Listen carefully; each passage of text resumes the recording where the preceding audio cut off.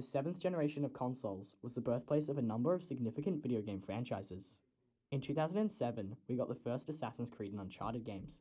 In 2008, we got the first Little Big Planet game, RIP Little Big Planet, and in 2009, we got the first Borderlands game. Borderlands is a series I was pretty late getting into, despite scoring the handsome collection as a PlayStation Plus monthly game 5 years ago. It wasn't until late last year where I saw the Borderlands Game of the Year edition at Cash Converters for only $4.50, where I finally decided to give the series a shot, and around a year later, I'm going on record to say, this game is f***ing fantastic. Borderlands takes place on the fictitious planet of Pandora, a wasteland filled with psycho-cultists, bizarre creatures, and the legend of mysterious vaults built by the ancient race known as the Iridians. These vaults are said to contain artifacts of indescribable value, and as such, many make it their goal to seek them out. These people are known as Vault Hunters, and you play as one of your choice throughout this game. There are 4 options: Mordecai, a skilled sniper with a trusty bird; Brick, a bulky giant who has a melee ability; Lilith, a siren with magic powers that allow her to go invisible and deal some serious damage; and Roland, an ex-soldier who can deploy a portable turret.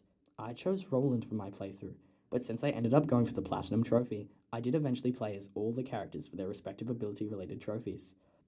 Unlike a lot of other looter shooters, and even other games in the Borderlands series, you won't be at much of an advantage or disadvantage if you choose any of the characters, albeit a few characters can be used for certain exploits. This is due to how excellently crafted these characters' abilities and stats are. My only real character-related complaint is that because Brick is so tall compared to the other characters, his movement speed seems so much slower despite it being the same as everyone else. Borderlands' art style is unique too. While it's often described as cel-shaded, this is not the case. Instead, characters and objects simply feature thick outlines that really help differentiate Borderlands from the sea of identical-looking brown and grey shooters that flooded the 7th generation of consoles. Borderlands' main selling point was the bazillions of possibilities when it came to weapons, and even though compared to future games in the series, the guns might seem rather lackluster, that is only the case when coming back from following entries, something I did while making this video. The story has the Vault Hunters, which canonically all work together, finding fragments of the Vault Key held by dangerous villains. They meet a wacky cast of characters along the way, who both aid them and give them quests for rewards. At the end of the game, the vault is opened, and it is revealed in a fairly predictable twist that the vault did in fact not house treasure and artifacts, but is instead a massive prison for a monster called the Destroyer.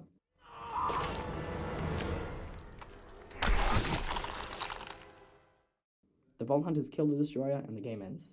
Obviously, this is a very simplified version of the story. I didn't even mention the subplot of the Crimson Lance attempting to stop the Vault Hunters, something that comes to a climax when one of their leaders, Commandant Steele, gets impaled by the Destroyer at the opening of the vault. The only reason I'm mentioning this subplot now is its relevance to one of the DLCs. Overall, while the story is simple, it does all that it needs to do to give us an excuse to blow shit up and have a good time.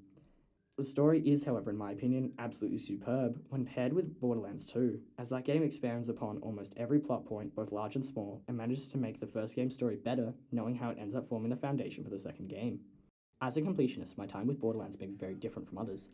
I ended my initial playthrough only after beating all side quests, maxing out Roland's level, and unlocking all trophies both in the main game and all 4 of its add-on content. Something I didn't expect was how rare the better weapons would be. In my 70 or so hours with the first Borderlands, I only came across 15 or so legendary weapons, and not a single pearlescent, despite beating Cromrax 5 times. It got to the point where I started to wonder if pearlescents were actually real, or just an elaborate prank the developers put in to keep me playing forever in an attempt to obtain one. In my Borderlands 2 playthrough, however, I found more legendaries than I could carry.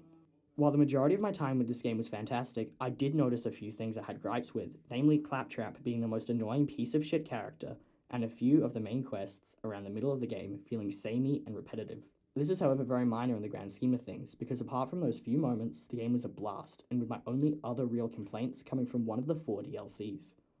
Speaking of the DLCs, it's time we talked about them. The first Borderlands game received 4 add-on packs. The first, titled The Zombie Island of Dr. Ned, is a great little story revolving around a 1950s horror movie-esque island that has been taken over by zombies created by the sinister Dr. Ned. This DLC is a lot of fun and a great change of pace from the main game, although it is rather short. Unfortunately, the second DLC is not nearly as favourable.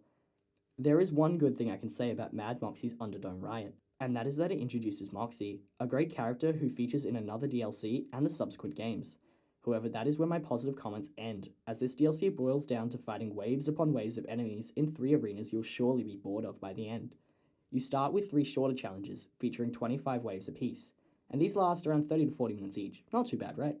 Well, how about you do that again, but now it's 100 waves each. Yeah, that's a whopping 375 waves to get through. It's about as fun as it sounds. Additionally, there is practically no incentive outside of the achievements or trophies to do this, and to make matters worse, the Xbox One and PlayStation 4 versions of this game are known to crash late into these challenges. And if this happens, you'll be forced to restart the current arena from the beginning as they feature no checkpoints. This can lead to up to 2.5 hours wasted. Luckily, I was playing on the PlayStation 3 version, where this bug is luckily not present, so while it was boring and dull, I did not have to redo any of it. On a much brighter note, the Secret Armory of General Knox is in my opinion the best DLC this game has to offer, and is most definitely the one with the most content. This DLC follows the Vault Hunters teaming up with the new character Athena and old friend Scooter to take down the Crimson Lance, who after the death of Commandant Steele in the base game, is now led by an unenthusiastic General Knox. This DLC features 44 new missions, the series' first ever raid boss, 3 new vehicles, an increased level cap, and a much less annoying Moxie, who, now she is no longer making us do stupid wave-based combat, is actually an interesting and well-written character, who would only continue to improve in Borderlands 2. Really, my only complaint about this DLC is that there is only one fast travel point, and the map is massive, resulting in a lot of time being spent driving from place to place. But since it also adds 3 new vehicles, this really didn't end up bothering me very much. The raid boss, the first in the series, Cromrax the Invincible, is one of the few in the series that scales with your level, making beating this boss solo almost impossible, unless you do what I did.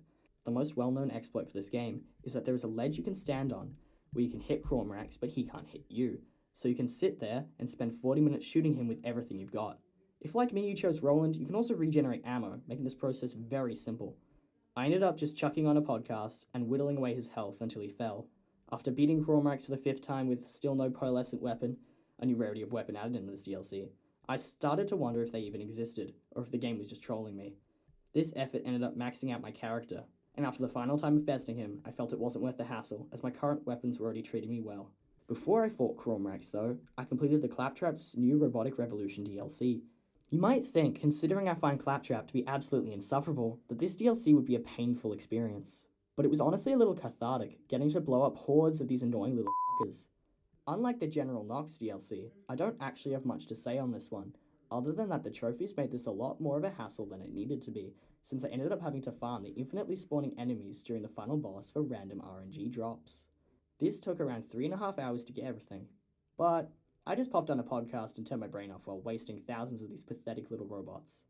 Honestly, if we disregard the Underdome and RNG DLC trophies, the trophy and achievement hunting process is actually really fun, and after it was all over, I had a platinum trophy and 100% to display on my profile.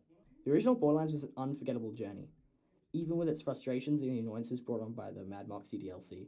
But every tedious wave, every raid I used the ledge exploit on, and every trophy I earned taught me something about what makes games like this addictive, despite their flaws. Now as I close in on 100% and the platinum trophy on Borderlands 2, I can't wait to see what challenges arise in Pandora's next chapter.